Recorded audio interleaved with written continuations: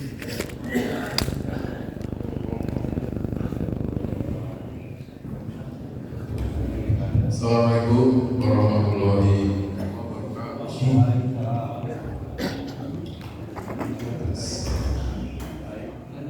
Alhamdulillahirobbilalamin wa bihi nasta'inu ala umuril din wassalatu wassalamu ala asyrofil anbiya'i wal mursalin sayyidina wa maulana Muhammadin wa ala alihi wa sahbihi ajma'in. Pertama-tama kita panjatkan puji syukur kepada Allah Subhanahu wa taala. Pagi hari ini kita masih diberi kesempatan dan kesempatan oleh Allah Subhanahu wa taala sehingga dapat bertemu bersama pada hari ini dalam rangka mengikuti kajian tarikh atau sejarah pada setiap hari Ahad pekan yang keempat yang hari ini hari Ahad tanggal 6 Rabiul Akhir tahun 1447 Hijrah dan bertepatan dengan tanggal 28 September 2025. Semoga kajian kali ini mendapatkan keimanan kita dalam ibadah insyaallah. Kemudian salawat dan salam semoga tercurahkan kepada junjungan kita Nabi Muhammad sallallahu alaihi wasallam beserta keluarga para sahabat para nabi dan mudah-mudahan semoga kita selalu semuanya akhir zaman. Bapak Ibu sebelum yang saya hormati, kalau kita menyimak materi khutbah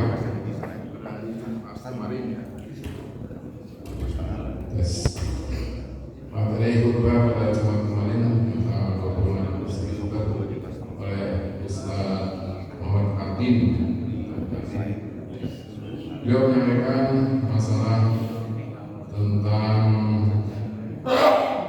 menjaga keimanan kita, karena keimanan kita itu selalu naik turun ya, fluktuatif. Beliau menyampaikan tentang menjaga bagaimana menjaga agar keimanan kita itu selalu stabil ya. Kemudian beliau menyampaikan agar keimanan kita ini stabil, agar selalu membaca bacaan tahlil la ilaha illallah yang tadi harus dirutinkan begitu. Jadi kalau habis pada sholat itu kalau kita baca 33 kali, saya kira cuma 2 menit ya, 2 menit itu sudah cukup ya setiap pada sholat. Kemudian di samping itu juga ini ada hadis juga yang disampaikan, sebenarnya sudah lama disampaikan tanggal 30 Mei 2023 ya, dari grup WA Masjid Nurul Iman. Ini saya bacakan artinya saja. Wahai Rasulullah, siapa orang yang paling berbahagia dengan syafaatmu pada hari kiamat?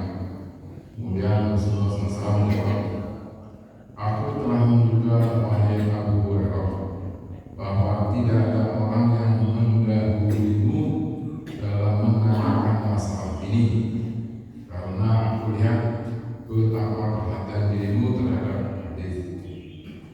Orang yang paling berbahagia dengan syafaatku pada hari kiamat adalah orang yang mengucapkan la ilaha illallah dengan ikhlas dari hatinya atau jiwanya. Ini hadis riwayat Bukhari. Jadi adapun hikmah hadis tersebut adalah karena siapa mengamalkan bacaan la ilaha illallah, nanti di akhir atau yaumul akhir akan mendapat syafaat dari Rasulullah SAW. Itu adalah dua hikmah. Baiklah Bapak Ibu sekalian, untuk kajian tarikh pada subuh hari ini seperti biasa akan disampaikan oleh yang terhormat Ustaz Haji Ahmad Ruslan. Beliau sudah berada di Tangerang. Kesempatan ini saya berbicara ini tadinya apa Ustaz? Untuk materi materi pada kesempatan kali ini beliau menyampaikan mencintai Nabi.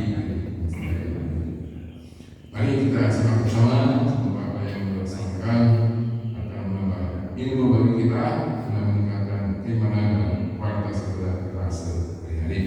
Di akhir acara materi yang saya dari jemaah bersama akan dijelaskan oleh Pak Ustaz.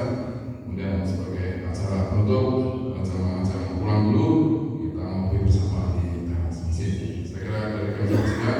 Terima kasih. Wassalamualaikum warahmatullahi wabarakatuh.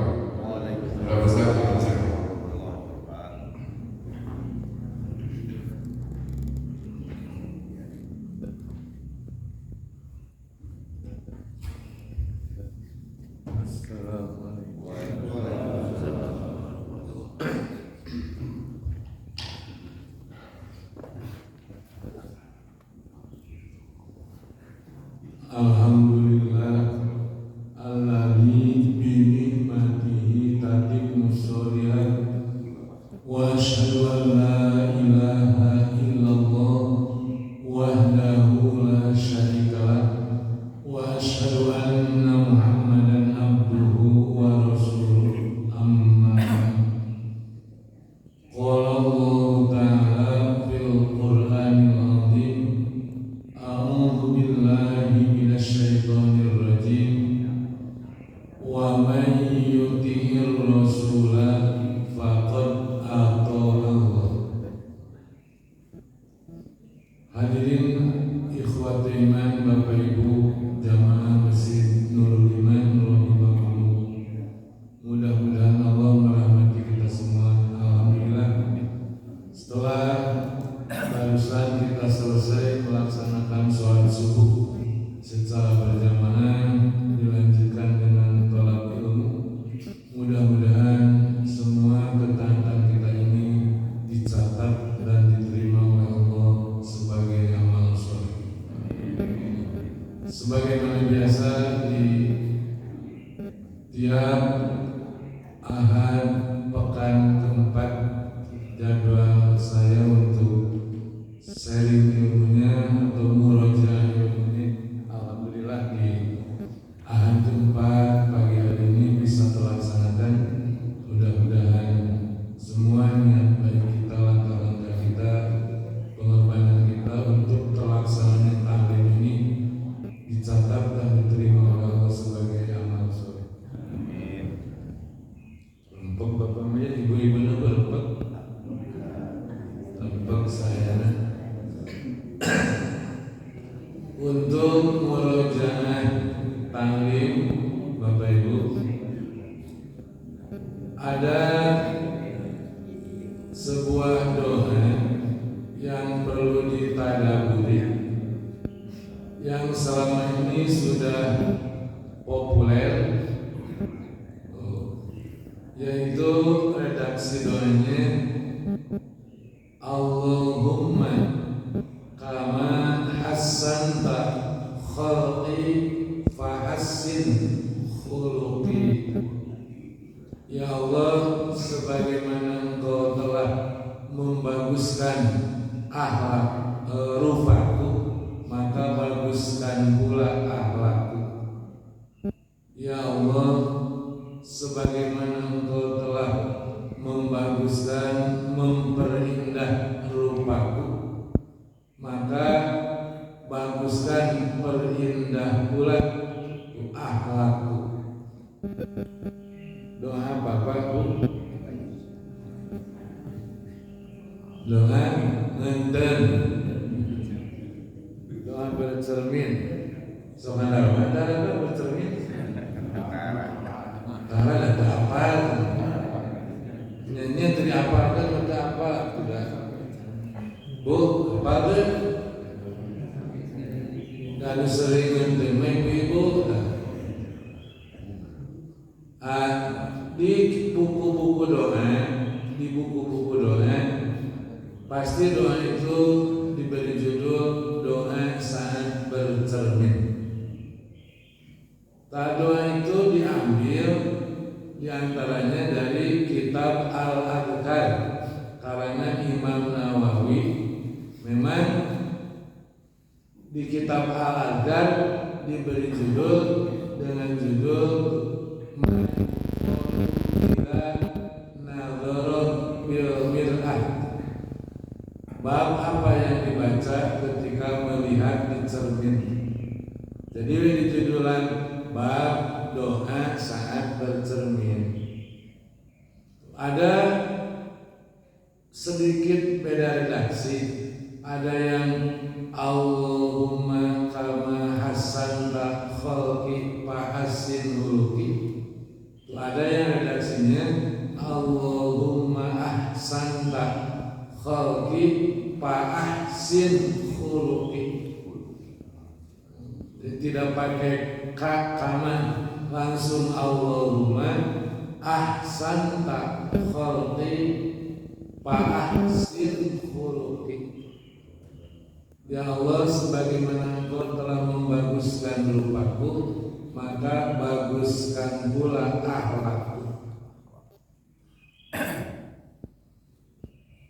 Doa saat bercermin yang dikutip dari kitab Al-Adhan tersebut oleh Syekh Nasiruddin Al-Albani, oleh Syekh Ibnu Taimiyah, oleh Imam Al-Ghazali, dikritisi kesohihannya. Jadi hadisnya doib. Oh, untung doib Pak. Jadi tengah doa karena dengek doib hadisnya. Tapi doa tersebut kalau dihususkan untuk bercermin, nah itu doib. Tapi kalau tidak dihususkan untuk bercermin saja, membaca doa tersebut kapan saja, itu mah hadisnya sahih riwayat Imam Ahmad. Ya Allah, sebagaimana Engkau telah membaguskan rupaku, baguskan pula akhlakku. Nah itu riwayat Imam Ahmad sahih, tapi tidak ada kata-kata doa saat bercermin. Rasulullah biasa berdoa, ya Allah, sebagaimana Engkau telah membaguskan rupaku, baguskan pula akhlakku. Doa tersebut bebas mau dibaca kapan saja. Sedang bercermin baca doa itu, maka sedang jalan baca doa itu, maka jadi mutlak, tidak dikhususkan ketika bercermin. Karena makna doa tersebut tuh sangat luas, pendek tuh redaksinya mah. Ya Allah, sebagaimana Engkau telah membaguskan rupaku, Allahumma kama ahsanta khalqi fa ahsin khuluqi. Nah, baik rupa harus diimbangi dengan baik akhlak. Karena kalau baik rupa tidak dibarengi dengan baik akhlak, itu bahaya. Baik rupa tidak dibarengi dengan baik akhlak, itu membawa kepada kemadharatan, baik laki-laki maupun perempuan. Baik rupa tidak dibarengi dengan baik akhlak, pasti madharat. Tapi kalau dibarengi dengan baik akhlak, maka insya Allah bermanfaat, bukan madharat. Baik akhlak, Rasulullah diutus bukan untuk memintarkan manusia, tapi menyempurnakan akhlak manusia. Sebelum Rasul diutus, nu paling terma banyak, tapi nu husnul sedikit. Jadi sebelum Rasulullah diutus, nu paling terma tos seueur, tapi nu husnul belum banyak. Maka aku diutus untuk menyempurnakan akhlak. innama bu'istu li utammima makarimal akhlak. Husnul khuluq keutamaannya akan memberatkan mizan di yaumul kiamat. Mizanul mu'mini ma min sayyin fi mizanil mu'mini ma min syai'in asqala fi mizanil mu'mini yaumil kiamat min husnil khuluq. Tidak ada yang memberatkan timbangan seorang mukmin di timbangan hari kiamat kecuali husnul khuluq, baik akhlak. Baik akhlak tidak asing dengan kalimat husnul khuluq. Baik akhlak, kira-kira Bapak Ibu kalau mendengar kalimat baik akhlak itu konotasinya baik akhlak, prakteknya bagaimana? Pasti kan diarahkan baik akhlak kepada sesama manusia. Tapi yang jarang itu dijelaskan, ternyata baik akhlak itu terbagi dua. Ada husnul khuluq lillah, baik akhlak kepada Allah, dan baik akhlak terhadap sesama manusia. Umumnya yang banyak dijelaskan baik akhlak kepada sesama manusia dengan kapul ada misalnya baskul, dengan tegur sapa, manis muka, menahan diri dari menyakiti, tolong menolong. Nah, itu betul, itu baik akhlak tapi kepada sesama manusia. Nah, yang belum banyak itu diketahui bagaimana bentuk husnul khuluq kepada Allah. Sampai oleh Rasulullah, kalau seseorang husnul khuluq, maka husnul khuluq tersebut bakal memberatkan mizan, timbangan amal baik. Sholat, saum, zakat, haji, umrah, belum ada jaminan orang yang sholat, saum, berhaji, berumrah bakal menjadi pemberat timbangan. Tidak ada hadis yang menerangkan bahwa sholat kita, saum kita, haji, umrah, zakat bakal memberatkan timbangan. Tapi husnul khuluq ada jaminan. Kalau seseorang husnul khuluq, maka bakal memberatkan timbangan kebaikan. Sampai dijamin seperti itu. Kemudian ada hadis, inna min ahabbikum ilayya wa akrabakum tuh majlisan yaumil kiamat husnul khuluq. Sesungguhnya di antara orang yang paling aku cintai itu, di antara orang yang paling aku cintai dan orang yang paling dekat tempat duduknya di surga dengan aku, orang yang baik akhlak. Keutamaan baik akhlak itu menjadi orang yang paling dicintai oleh Nabi dan mendapatkan jaminan di surga tempat duduknya dekat dengan Nabi. Begitu besarnya jaminan dari husnul khuluq, seolah-olah mudah asal akhlak baik. Sehingga di kita tuh ada ungkapan yang penting akhlak, dahulukan akhlak daripada akidah, daripada fikih. Dahulukan akhlak tuh daripada akidah, daripada akhlak. Sholat taraweh yang benar, yang 2 kilo, yang 11, dua-duanya benar. Lu salaman untuk taraweh. Nah, itu jawaban siga benar, padahal salah. Itu kurang. jelaskan. Kalau yang saya pegang, yang 11 yang benar, yang 23 hadisnya dhaif. Yang 11 yang sahih, yang 23 dhaif. Nah, orang-orang liberal itu orang-orang plural tuh, yang 11 benar, yang 23 benar, yang salah nu teu taraweh. Kalau subuh yang benar, yang kunut, yang tidak kunut, nu kunut benar, nu tidak kunut benar, nu salah, nu teu salat subuh. Bukan siga benar itu omongan tersebut. Itu omongan yang bias, plural. Harus jelas mana. Kalau yang saya pegang, yang tidak kunut subuh yang benar. Jadi harus jelas. Nah, jangan sampai dibiaskan jadi plural.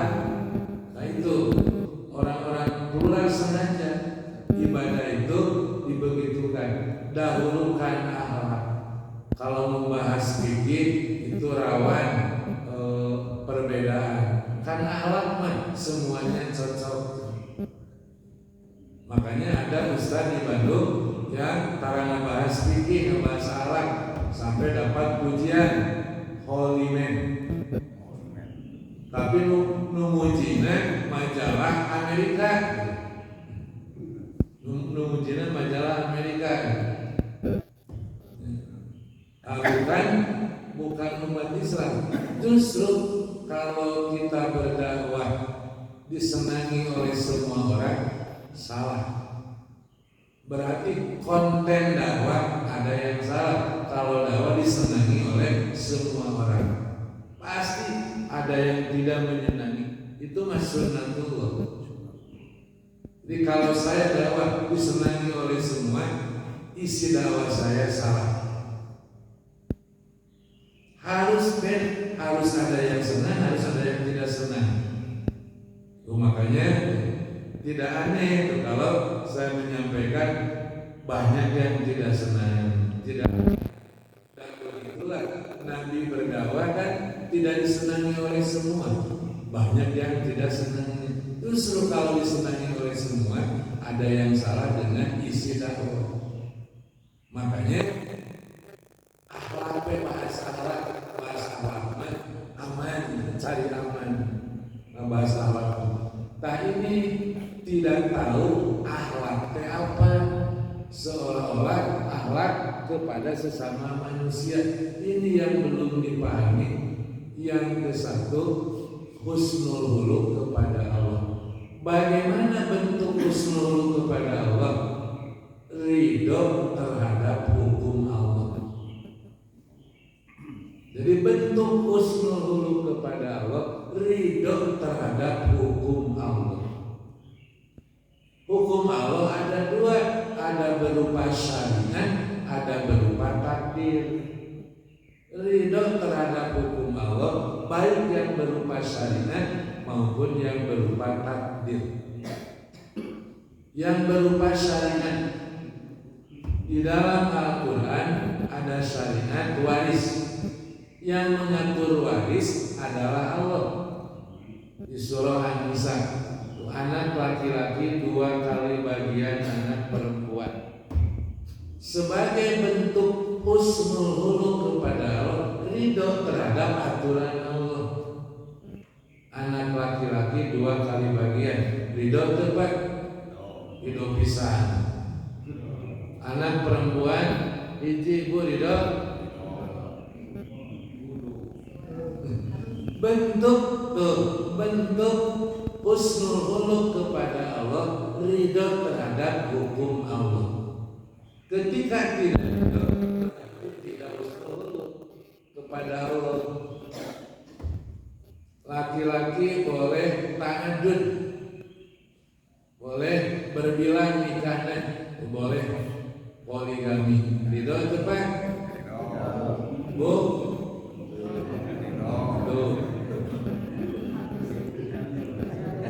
Kan aturan hukum Allah, ridho terhadap hukum Allah. Tuh, Bapak ridho, Ibu ridho. Ridho apa Ibu depan? Nah ketika tidak ridho hati-hati, berarti tuh tidak husnul. Makanya husnul bakal memberatkan timbangan di mizan. Ternyata bukan husnul kepada manusia saja, ridho terhadap hukum Allah pantas bakal memberatkan timbangan di mizan. Pantas jadi orang yang dicintai oleh Nabi. Pantas di surga tempat duduknya dekat dengan Nabi. Karena husnul bukan sekedar dengan sesama, tapi ridho terhadap hukum Allah. Karena ini nyangkut dengan keimanan. Tidak iman kepada Allah orang yang tidak husnul. Jadi keimanannya ditiadakan tapi tidak sempurna. Tidak sempurna iman seseorang ketika tidak ridho terhadap hukum Allah. Ridho terhadap hukum Allah itu ridho dulu terhadap putusan Rasul.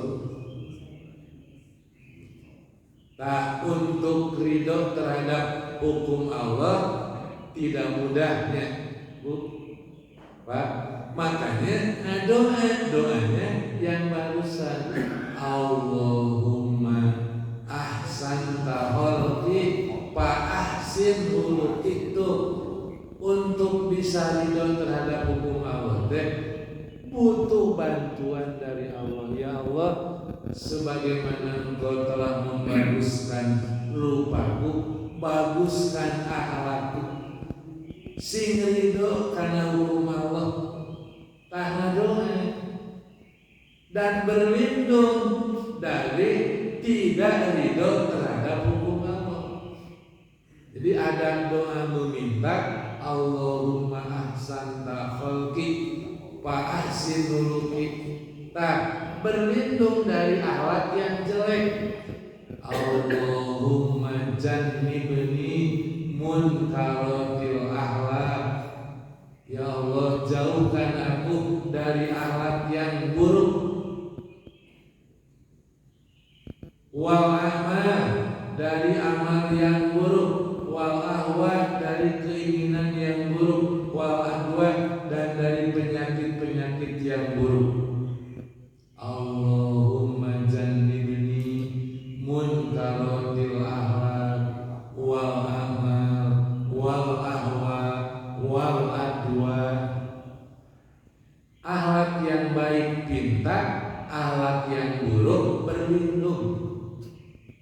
Akhlak yang baik pinta, yang tadi doanya Allah ahsanta khalqi fa ahsin khuluqi. Tapi sekarang mah kita tahu husnul khuluq itu bukan hanya kepada sesama manusia saja. Yang ke satu yang pokok, ridho terhadap hukum Allah. Ridho untuk yang bersesuaian, ridho pas yang tidak bersesuaian, tidak mudah untuk ridho. Bunyi tadi ridhona bari merek sebuah kita. Ridho terhadap Quran surah An-Nisa ayat ke-1 ayat ke-4. Tuh, yang boleh nantang dulu. Nah, ibu ridho terhadap hukum Allah ngan moal milih eta. Ada seorang sahabat namanya Uqbah bin Haris. Uqbah bin Haris. Uqbah bin Haris ini sudah lama ingin menikah. Tidak mudah akan mencari pasangan hidup. Setelah lama mencari, ada perempuan putrinya Abu Ihab yang cocok akhlaknya. Nikahlah tuh Uqbah bin Haris dengan seorang perempuan putri Abu Ihab. Belum lama menikah, datang Imro'atun Sauda, seorang perempuan berkulit hitam, dan mengatakan, Qad ardo'tukuman, kamu dan istri kamu saudara sepersusuan. Aku yang menyusui kalian berdua.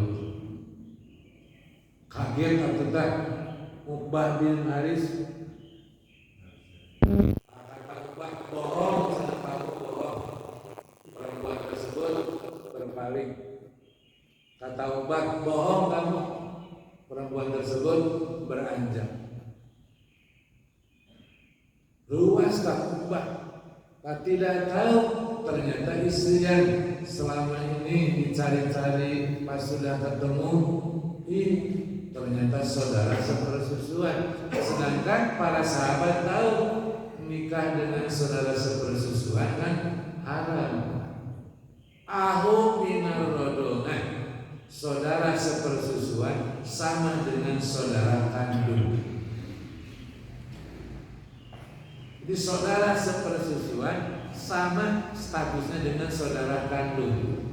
Haram nikah. Kalau terjadi nikah zina seumur umur. Maka Uqbah jadi gelisah. Ini teh benar atau bohong? Bohong. Jadi keinginan Uqbah bohong. Kan kebiasaan orang Arab kota kalau punya bayi itu tidak disusui oleh ibunya, tapi suka di ke arah pedalaman seperti Rasulullah kan oleh Ibu Aminah. Ibu Aminah tidak menyusui beliau, tapi oleh siapa Bu? Ibu susu Rasul teh Suwaibah. Suwaibah terus Ummu Aiman ayat tiluan. Orang Arab pedalaman. Satu lagi bukan Suwaibah, bukan Ummu Aiman. Dua lagi silap. Yang menyusui Rasul yang orang Arab pedalaman dari Halimah. Tuh, Ibu Halimah Hasaniyah. Tak Uqbah juga oleh ibunya dititipkan untuk orang Arab pedalaman. Tabanan dengan tetangganya. Kan pas 2 tahun dikembalikan, kan teu apa tuh ibu bapaknya teh bahwa si anak teh tuh saudara sepersusuan dikawinkan. Sudah terjadi, datang si ibu yang menyusui tadi, kamu dan anak kamu, aku yang menyusui kamu berdua. Uqbah teh gelisah. Walaupun keinginannya mah ucapan si ibu tadi bohong, tapi dia ingin ketetapan hukum, ingin ketenangan. Maka dari Mekah pergi ke Madinah menemui Nabi dengan membawa harapan mudah-mudahan oleh Nabi diberi toleransi. Nikah dengan saudara sesusu itu tidak boleh, tapi kalau sudah terjadi mah tenanawan lah. Keinginan Uqbah ada harapan sugana itu Nabi dirukhsah berangkat menempuh perjalanan lumayan kan Mekah Madinah 500 kiloan naik kuda. Begitu sampai ke Madinah terangkan di hadapan Nabi, Nabi hanya menjawab kaifa wa qad qila. Tuh 500 kilo teh Pak, kenging tahu jawaban di Nabi teh kaifa wa qad qila. Bagaimana lagi? Kan sudah dikatakan oleh si ibu tadi bahwa kamu dengan istri kamu saudara sepersusuan. Kaifa mau bagaimana lagi? Si ibu sudah mengatakan bohong dengan Rasul tidak. Rasul menyuruh pisah dengan kamu dengan istri kamu. Maka Uqbah menerima putusan hukum Rasul tersebut dengan penuh dengan sepenuh hati, walaupun bersesuaian dengan keinginan. Kan tadi oyong ngadu istri depannya sepanya. Tadi Uqbah juga cari-cari calon istri tidak mudah. Sudah nikah baru juga beberapa hari. Tuh, ada yang datang, justru yang datang menyelamatkan. Maka Uqbah tidak ada karojan, tidak ada berat hati, tapi berserah diri sepenuh hati. Dan di Quran surah An-Nisa ayat 65, justru kalau kita harojan berat hati, keimanan kita itu dinafikan. Di surah An-Nisa ayat 65, a'udzu billahi minasyaitonir rajim, fala wa rabbika la yu'minuna hatta yuhaqqimuka bima syajara bainahum. Summa la yajidu fi anfusihim harajan mimma qadaita wa yusallimu taslima. Demi Tuhan, mereka tidak beriman sehingga mereka menjadikan Muhammad hakim terhadap sengketa yang terjadi di antara mereka, dan tidak boleh mereka berat hati. Mereka harus berserah diri sepenuh hati. Nah, ridho terhadap hukum Allah yang disampaikan oleh Rasulullah. Kan Rasul memutuskan ridho terhadap hukum Allah itu melalui putusan Rasul. Uqbah tidak berat hati, ridho, pulang lagi ke Mekah, langsung pisah dengan istrinya. Kan tidak mudah untuk ridho terhadap hukum Allah. Nah, orang yang ridho terhadap hukum Allah, husnul huluk kepada Allah. Husnul huluk. Untuk bisa husnul huluk kepada Allah, butuh bantuan dari Allah. Makanya ngadoa tuh nuju ngenten, pada ngadoa doa eta boleh. Allahumma ahsanta khalqi fa ahsin khuluqi. Sedang di mobil, sedang berjalan, Allahumma ahsanta khalqi fa ahsin khuluqi. Sambil sekarang kita tahu, oh, baik akhlak kepada Allah. Baik akhlak itu bukan hanya kepada sesama manusia, justru yang pokok baik akhlak kepada Allah dulu. Bentuk baik akhlak kepada Allah, ridho terhadap hukum Allah berupa syariat. Beda kasus Umar dengan kasus Zubair. Zubair bin Awwam dengan temannya, ada yang menyebutkan temannya itu Hatib bin Abi Baklan. Kalau di tafsir Al-Munir, Dr. Wahbah Az-Zuhairi menerangkan Zubair bin Awwam bersengketa dengan Hatib bin Abi Baklan tentang sumber air. Jadi Zubair punya kebun, Hatib punya kebun. Nah, dua-duanya parebut cai. Zubair ingin kebunnya yang lebih dahulu ke giliran air, Hatib justru kebunnya yang ingin keduluan ke siraman air. Dua-duanya ngadu ke Rasul. Oleh Rasul dimenangkan Zubair bin Awwam, karena sumber air lebih dekat ke kebun Zubair. Kebun kamu airi, kemudian kebun tetanggamu. Hatib mendapat putusan begitu, tidak menerima. Rasulullah dianggap tidak adil, mentang-mentang Zubair bin Awwam itu sepupu Rasulullah. Pantas dengan Zubair menang karena sepupu. Jadi Hatib minta izin, saya tidak puas, saya akan datang ke Umar, saya akan datang ke Abu Bakar. Silakan, kata Rasul. Datang ke Abu Bakar, diterangkan. Coba datang ke Umar. Abu Bakar tidak berani memutuskan. Coba datang ke Umar. Datanglah ke Umar, dua-duanya datang ke Umar. Umar bertanya, apakah begitu putusan Rasul? Iya. Tunggu sebentar. Umar kemudian beranjak ke kamarnya, pulang membawa sebilah pedang. Terido karena hukum Rasul, kudu iya sanajan maridonan. tepasnya pedang kemarin. Wawani yang terido karena hukum Rasul, berani-beraninya kamu tidak ridho dengan putusan Rasul. Terido mah tentu iya beridona tepasnya kemarin. Atau luaslah Zubair teh lapor ke Rasul.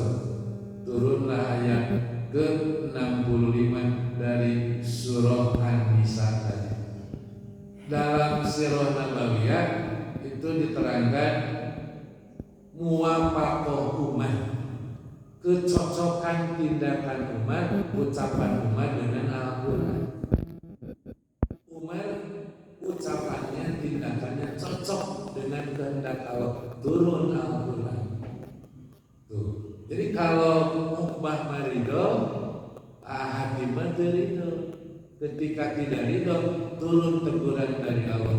Tidak beriman, terido. Nah, ciri husnul khuluq kepada Allah, ridho terhadap hukum Allah berupa syariat. Yang kedua berupa takdir, ridho karena hukum Allah berupa takdir. Sehat seartos ridho teguh, Pak bisa ridho. Alhamdulillah. Keringan itu bukan duit ridho teh.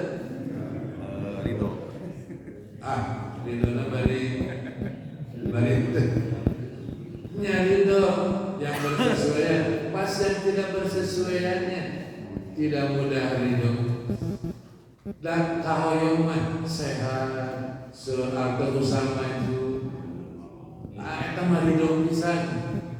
Ada orang yang sakit-sakitan ditambah sulit untuk hidup saja, untuk untuk sehari-hari saja sulit cari nafas, ditambah sakit-sakitan, tapi ridho orang tersebut bakal berat timbangan amalnya. Orang yang dicintai oleh Nabi dekat tempat duduknya di surga dengan Nabi, karena ridho dalam kondisi itu tidak mudah, butuh bantuan dari Allah. Makanya ngadoa ke Allah, Allahumma ahsanta khalqi fa ahsin khuluqi.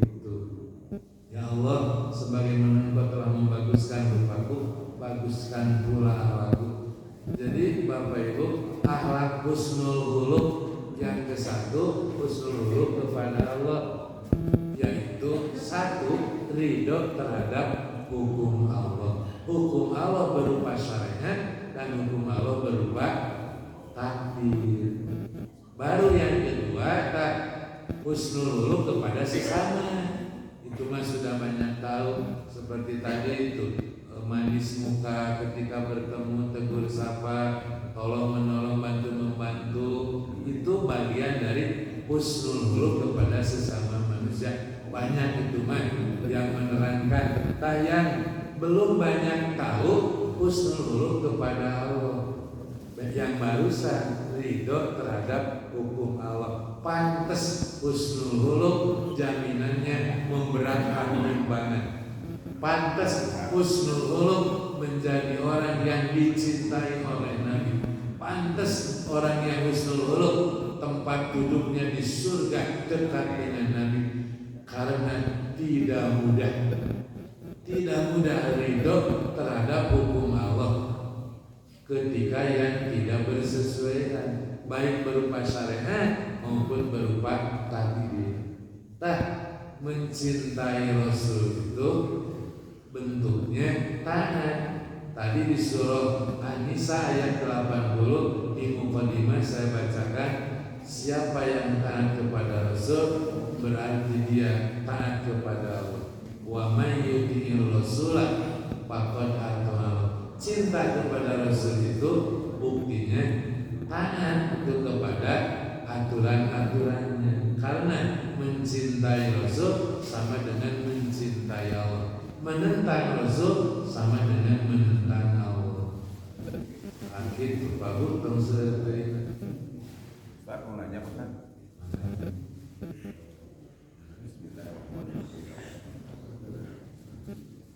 Tapi saya rada ya gembira dulu mas dengan konstelasi sekarang, di mana pengetahuan teknologi kan sudah berkembang pesat bisa.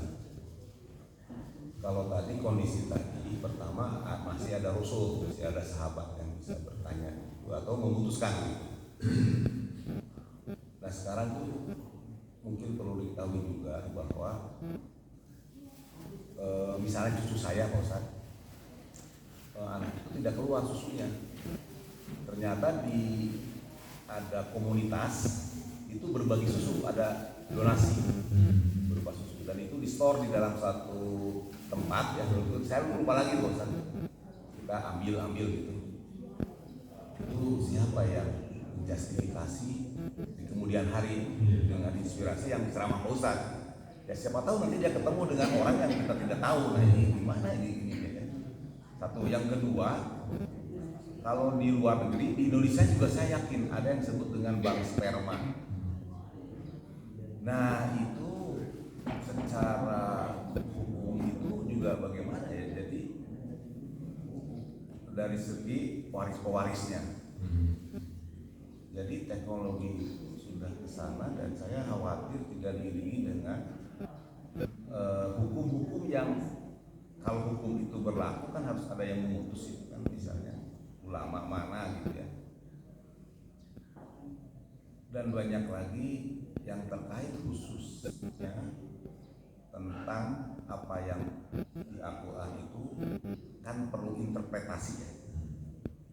Nah itu gimana ya kita mencari interpretasi itu, nanya ke Pak Ustadz atau nanya ke siapa gitu Pak Ustadz. Nah itu saya jadi ini juga benar juga ini kalau dilihat dari hukum kita ingin ingin ridho begitu, tapi terkendala dengan kondisi-kondisi tadi gitu.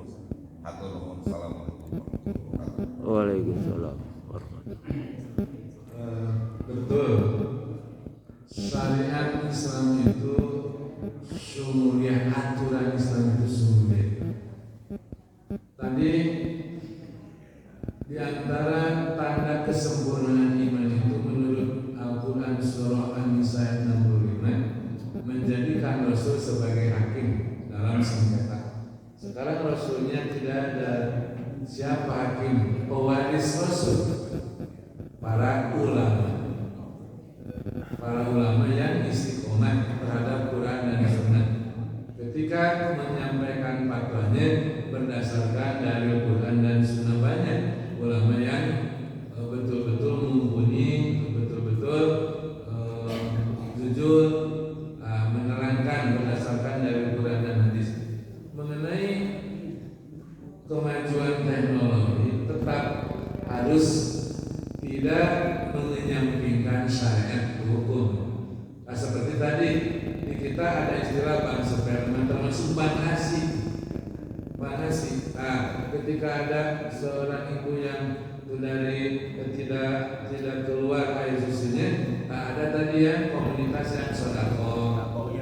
Nah itu tidak dilarang, maka tapi hati-hati.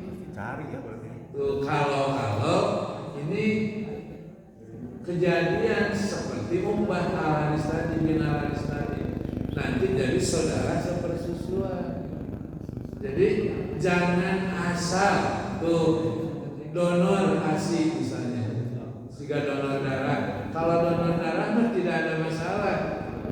Sedarah mah dalam arti pernah didonorkan, ada yang donor darah misalnya, itu mah tidak ada. Yang ada makan saudara sepersusuan, saudara sepersusuan. Hati-hati bakal menyangkut tadi haram kalau pernah tuh. Jadi yang namanya sepersusuan itu tidak mesti netes saja, walaupun pakai dot dikeluarkan itu sama saudara sepersusuan. Jadi hati-hati Mbak ASI, hati-hati donor Bu ASI. Termasuk bank sperma juga boleh bayi tabung kalau tuh yang jadi bahannya masing-masing suami istri. Tapi kalau bank sperma seperti sekarang, hati-hati mengulang kejadian zaman jahiliyah. Di zaman jahiliyah ada yang terkenal dengan nikah istibdo, suami istri tidak dulu melakukan hubungan, tapi istrinya disuruh hubungan dengan orang terhormat di antara mereka supaya punya bibit unggul. Jadi si suami atau kalau istrinya hamil profesor atau ayo sperma profesor ya tuh dijual di bank. Nah, atau bukan tuh sperma profesor nah itu zaman jahiliyah. Nah sekarang dengan bank sperma hati-hati tuh. Kalau suami istri ada masalah di istrinya tidak bisa terjadi pembuahan, harus pakai alat, boleh itu mah. Jadi bayi tabung tapi masing-masing spermanya dari suami istri, tapi pembuahannya di luar dulu. Nah, boleh. Kalau buburu hamil mah haram. Buburu hamil haram. Sperma batur disuntikkan dihamilkan haram. Jadi kemajuan dan kebutuhan asal hukumnya mubah, tapi tetap jangan sampai melanggar hukum syara, hukum syariat itu banyak. Jadi ada yang boleh, ada yang tidak boleh. Bang Asih, mana tolong menolong ta'awun, tapi hati-hati ke depannya kalau jadi saudara sepersusuan. Dan banyak orang dari ibu ngumpul gitu. Hati-hati.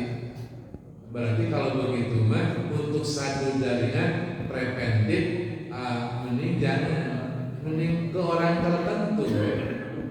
Jadi jelas orang tertentu. Kalau komunitas itu mah tepu buat pokoknya bukan usaha ya kan. Saudara sepersusuannya dengan yang mana?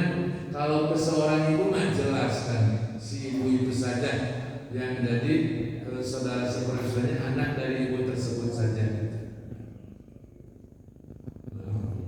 Assalamualaikum warahmatullahi wabarakatuh. Waalaikumsalam. Pak Ustaz, untuk menyikapi perbedaan tadi Pak Ustaz menyampaikan bahwa yang sholatnya subuh pakai turut itu salah, kemudian yang tarawihnya 23 itu salah. Padahal di masjid ini juga pernah melakukan kunut pada saat terjadi COVID waktu itu. Ya Palestina juga begitu Pak Ustaz ya.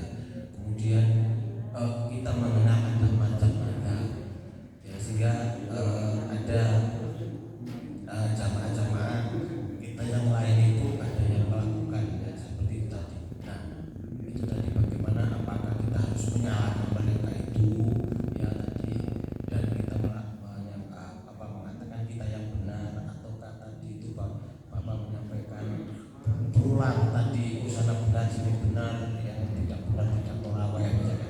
Ya ini mohon dijelaskan lagi Pak Ustaz. Terima kasih. Kalau kemarin kita sedang COVID itu namanya kunut nazilah.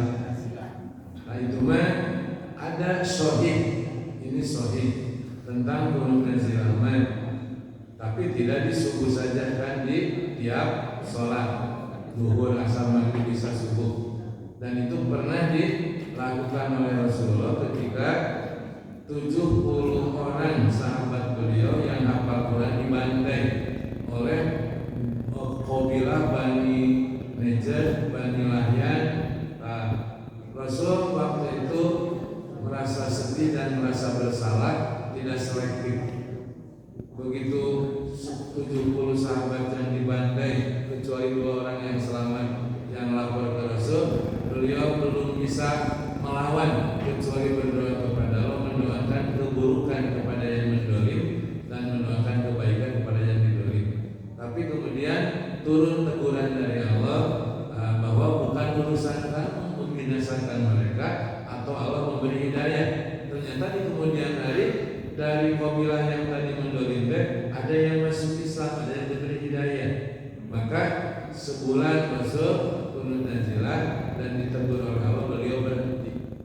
Di kunut nazilah memang boleh ketika ada bencana agama, musibah agama, seperti kemarin mendoakan saudara kita di Palestina misalnya. Mohon itu mah insya Allah kami juga mengamalkan. Mohon maaf tuh, yang berkaitan kunut subuh saja yang kami yakini itu hadisnya dhaif. Yang kunut subuh saja. Ya, yang meyakini sahih maka masing-masing akan dimintai pertanggungjawaban. Itu mengenai perbedaan. Nah, yang jadi patokan kita farduhu ilallahi wa rasul. Rasul sudah bersabda, aku akan meninggal, tapi aku telah meninggalkan untuk kalian dua urusan. Selama kalian berpegang teguh kepada dua-duanya, kalian dijamin tidak akan tersesat selama-lamanya, kitab Allah dan sunnah Rasul. Tadi saya mencontohkan banyak orang yang sekarang berpaham plural, dahulukan akhlak. Kan kalau ngebahas akhlak mah tidak mengundang kontroversi. Nah, tapi tidak paham akhlak, seolah-olah akhlak itu hanya kepada sesama manusia saja. Ternyata husnul khuluq itu ada dua, husnul khuluq kepada Allah. Nah, jadi ungkapan dahulukan akhlak, jangan membahas akidah, jangan membahas ibadah. Ternyata akidah ibadah itu husnul khuluq kepada Allah justru harus dibahas. Karena husnul khuluq kepada Allah itu ridho terhadap hukum Allah. Hukum Allah itu urusan syariat, urusan syariat disampaikan oleh Nabi. Jadi taat kepada Nabi sama dengan taat kepada Allah. Nah, tidak ridho terhadap putusan Allah, keimanan dinafikan. Jadi meluruskan paham yang dahulukan akhlak tersebut seolah-olah akhlak kepada sesama manusia. Ternyata akhlak yang bersangkut kepada Allah berarti itu meluruskan tauhid, meluruskan ibadah, itu justru akhlak kepada Allah. Kan tidak boleh syirik, itu akhlak ke Allah. Ibadah yang benar akhlak ke Rasul. Nah, ini seolah-olah kita akhlaknya hanya kepada sesama manusia saja. Itu yang kami paham. Sekap sebetulnya si Andre. Mudah-mudahan Bapak Ibu tidak puas. Tapi dari tadi mudah-mudahan ada pelajaran bahwa husnul khuluq itu tidak mudah, terutama ketika yang tidak bersesuaian ridho terhadap hukum Allah. Karena tidak mudah, pintar berarti Bapak ucapan apa doanya sudah ngapal. Allahumma ahsan tafalki wa ahsin ulki.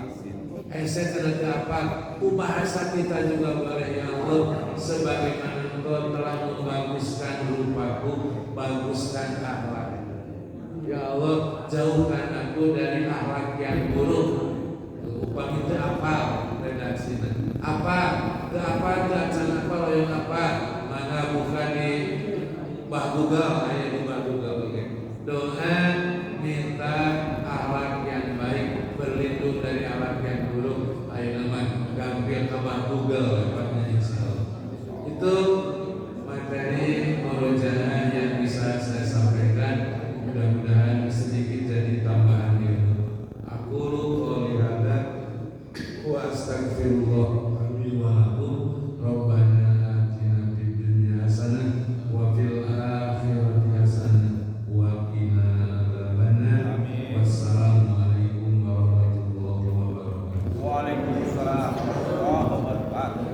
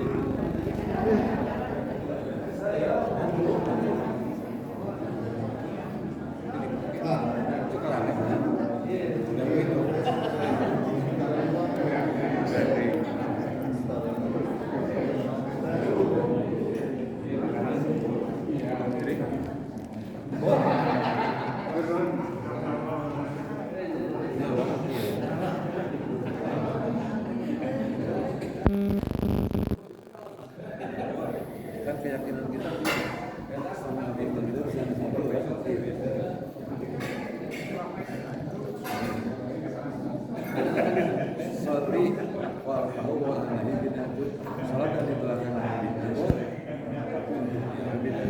Pengiringan atau ada ngiringan mah jadi ikut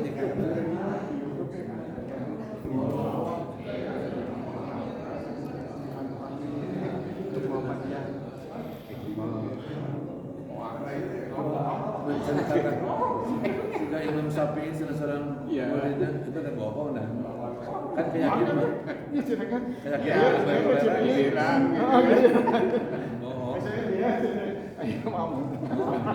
bohong Makanya kan ramenya sekarang. Kok dulu nggak ada berita itu. itu teh sanes ngamalkan dari ngadalilan amal beramal dari dalilan karena mengamalkan dari dia mah ngadalilan amal udah hamka juga sudah atau Imam Syafi'i juga Ini yang